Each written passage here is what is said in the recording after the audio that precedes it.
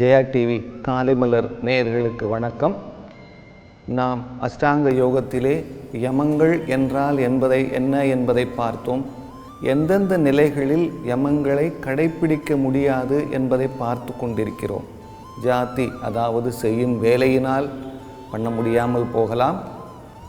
தேசம், இருக்கும் இடத்தினால் அதை பண்ண முடியாமல் போகலாம். காலம், அதாவது சில நேரங்களில் நாம் அகிம்சையை கடைப்பிடிக்காமல் போவதற்கான வாய்ப்பு இருக்கிறது. அகிம்சையோ சத்தியமோ இந்த யமங்களை, அதாவது சில நேரங்களில் மட்டும்தான் நான் இப்படி செய்வேன், சில காலங்களில் நான் இப்படி செய்வதில்லை. உதாரணமாக, இப்பொழுது அசைவம் சாப்பிடுபவர்களோ சில நாட்களில் விரதம் இருப்பார்கள். அன்று அவர்கள் அந்த அசைவம் சாப்பிட மாட்டார்கள், மற்ற நாட்களில் சாப்பிடலாம். இது போன்ற நேரம், அதாவது காலத்தினாலுமே நம்மால் இந்த யமத்தை கடைப்பிடிக்க முடியாமல் போகலாம். அல்லது சமயம், சூழ்நிலை, சில சூழ்நிலைகள் வரும் பொழுது, இப்பொழுது ஒருவர் என்னை தாக்க வருகிறார், அந்த நேரத்திலே நான் என்னை பாதுகாத்து கொள்வதற்காக நான் யமங்களை மீறத்தான் வேண்டியது இருக்கும். அல்லது ஒருவரை மற்றவர் துன்பப்படுத்துகிறார், அதை தடுப்பதற்காகத்தான் நான் இதை செய்கிறேன் என்று சொல்லி யமத்தை நாம் சரியாக செய்ய முடியாமல் போகலாம். ஸோ இது போன்ற நிலைகளில் யமங்களை நம்மால் பண்ண முடியாது, அதை கடைப்பிடிக்க முடியாது. ஆனால் இந்த 4 நிலைகள் இருந்தாலும் யமங்களை எவன் ஒருவன் சிதறாமல் ஒருவன் யமங்களை கடைப்பிடிக்கிறானோ அவனை மகாவிரதன் என்று இந்த சூத்திரத்திலே சொல்கிறார். இந்த மகாவிரதன் என்பவன் காலம், தேசம் மற்றும் சூழ்நிலை, செய்யும் தொழில், இவைகளில் எல்லாமே யமங்களை கடைப்பிடிக்க முடியாமல் இருந்த சூழ்நிலையையும் மாற்றி எல்லா நிலைகளிலுமே நான் இந்த யமத்தை கடைப்பிடிப்பேன் என்று சொல்பவன் மகாவிரதன். இதற்கு நிறைய உதாரணங்களை சொல்லலாம். புராணத்திலே பீஷ்மர், இன்று நம்முடைய காலகட்டத்திலே மகாத்மா காந்தி, எந்த சூழ்நிலையிலுமே அவர்கள் இந்த யமத்தை விட்டு கொடுக்கவே இல்லை. நாம் இன்று பூர்வத்தானா என்னும் ஆசனத்தை எப்படி செய்வது, அதனுடைய பலன்களை எப்படி பெறுவது என்பதை பார்க்க போகிறோம். நம்ம இன்றைக்கி பூர்வத்தான ஆசனம் எப்படி பண்ணுறது அப்படிங்கிறத பார்க்க போகிறோம். இது அமர்ந்து கொண்டு உடலை தூக்கக்கூடிய ஆசனம். சாதாரண நிலையில் சுகாசனத்தில் உட்காந்துக்குங்க. 2 கால்களையும் முன்பக்கமாக நீட்டிக்குங்க. கால்கள் 2ம் சேர்ந்தே இருக்கட்டும். தண்டாசனம் அப்படின்னு சொல்லுவோம். அந்த பொசிஷனில் உட்காந்து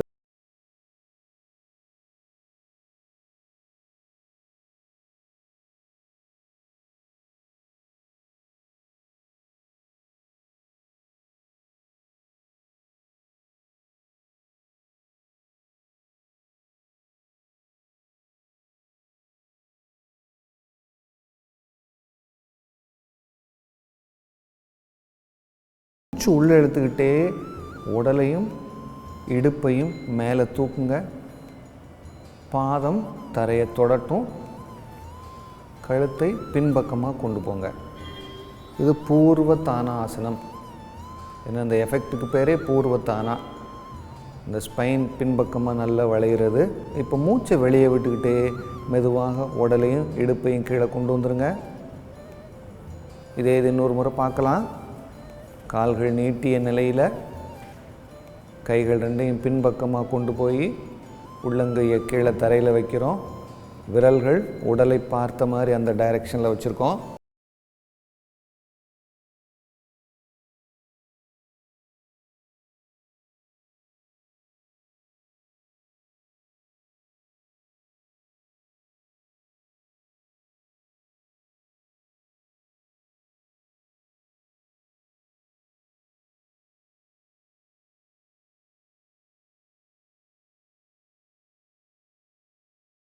மூச்சு உள்ளே எடுத்துக்கிட்டே மெதுவாக உடலையும் இடுப்பையும் மேலே தூக்குங்க.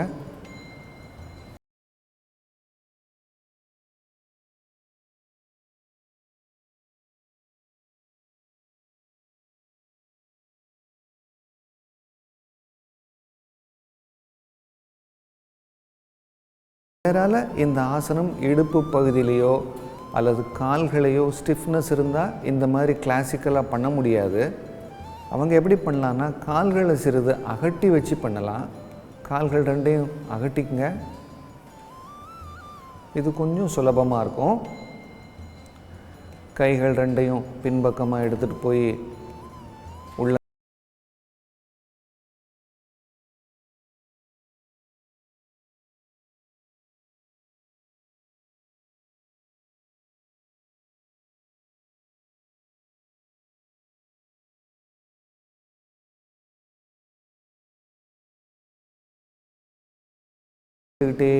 மெதுவாக உடலையும் இடுப்பையும் கீழே கொண்டு வந்துடுங்க. இன்னொரு முறை பார்க்கலாம். கால்கள் அகட்டிய நிலையில் உட்காந்துட்டு கிளாசிக்கலாக பாதம் தரையை தொடணும். ஆனால் எல்லாராலையும் அது முடியாது. முட்டிலேயோ கால்கள்லேயோ ஸ்டிஃப்னஸ் இருக்கும். அவங்க கால்கள் அகட்டி வச்சு எவ்வளோ தூரம் முடியுமோ அவ்வளோ தூரம் போகலாம். இப்போ மூச்சு உள்ளே எடுத்துக்கிட்டே மெதுவாக உடலையும் இடுப்பையும் மேலே தூக்குங்க.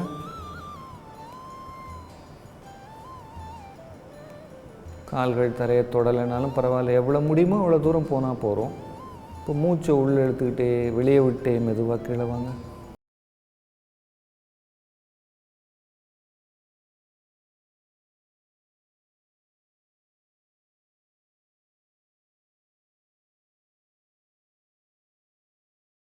கையில் மணிக்கட்டிலையோ அல்லது தோள்பட்டையிலையோ ஸ்டிஃப்னஸோ வலியாக இருந்ததுன்னா அவங்க இந்த ஆசனத்தை இந்த முறையில் பண்ண வேண்டாம். இன்னும் விரல்கள் முன்பக்கமாக முதுகை பார்த்து இருக்கும் பொழுது தூக்குவது உடலை கஷ்டம். அவங்க என்ன பண்ணலான்னா சாதாரண நிலையில் கைகளை பின்னாடி கொண்டு போங்க. இப்போ விரல்கள் ஆப்போசிட் சைடில் வச்சுங்க.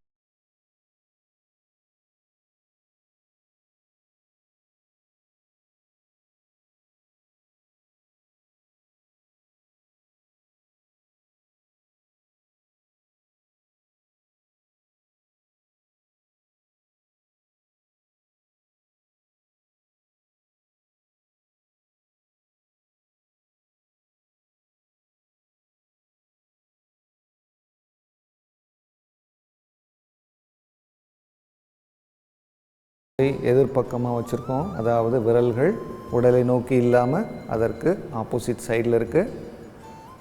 கால்களுமே சிறிது அகட்டிய நிலையில் பண்ண போகிறோம். அதனால் அதுவுமே கொஞ்சம் உங்களுக்கு இலகுவாக இருக்கும். இப்போ மூச்சு உள்ளே எடுத்துக்கிட்டே மெதுவாக உடலையும் இடுப்பையும் மேலே தூக்குங்க. மூச்சை வெளியே விட்டுக்கிட்டே மெதுவாக உடலை கீழே கொண்டு வந்துடுங்க.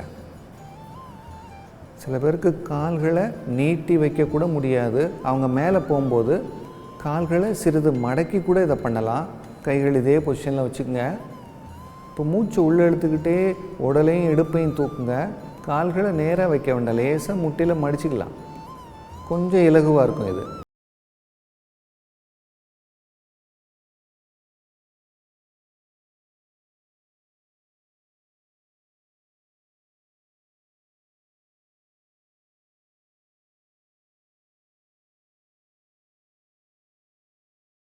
ஆசனம் பொசிஷனுக்கு வந்துடுங்க.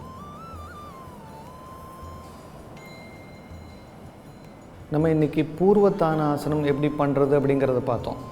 பூர்வத்தானா அப்படின்னாலே பின்பக்கமாக முதுகுத்தண்டை இழுப்பது. அதை 3 விதமாக கிளாசிக்கலாகவும் எப்படி பண்ணுறது, பண்ண முடியாதவர்கள் எப்படி பண்ணணும், அந்த கால் அகட்டி வச்சு எப்படி பண்ணுறது, எல்லாவற்றையுமே பார்த்தோம். இது பண்ணும் பொழுது முதுகுத்தண்டு நல்ல முறையில் பின்பக்கமாக இழுக்கப்படுகிறது. தோள்பட்டை, கைகள், கால்கள் எல்லாவற்றுக்குமே ஒரு வலு சேர்க்கப்படுகிறது. தலை பின்பக்கமாக குனிந்து தலையை மேலே இழுக்கும் பொழுது மூளைப்பகுதியிலிருந்து கீழே செல்லக்கூடிய அந்த நரம்பு மண்டலங்கள் தூண்டப்பட்டு அதனுடைய வேலைகள் சீராகிறது. முதுகுத்தண்டு வலுவடைகிறது. பேக் பெயின் என்று சொல்லக்கூடிய அந்த முதுகு வலி வராமலே பாதுகாக்கும் இந்த ஆசனத்தை ரெகுலராக பண்ணால். முதுகுத்தண்டுக்கு செல்லக்கூடிய இரத்த ஓட்டம் சீராகிறது. தொடைப்பகுதி, கெண்டைக்கால், கணுக்கால் எல்லாவற்றுக்குமே ஒரு ஸ்ட்ரென்த்து கிடைக்கிறது. இந்த ஆசனம் செய்யும் பொழுது மார்புக்கூடும் விரிவடைவதால் மூச்சு வாங்கிவிடக்கூடிய திறனுமே அதிகரிக்கிறது. இதே ஆசனத்தில் இன்னும் சில மாறுதல்கள் எப்படி செய்யலாம் என்பதை அடுத்த நிகழ்ச்சியில் பார்க்கலாம்.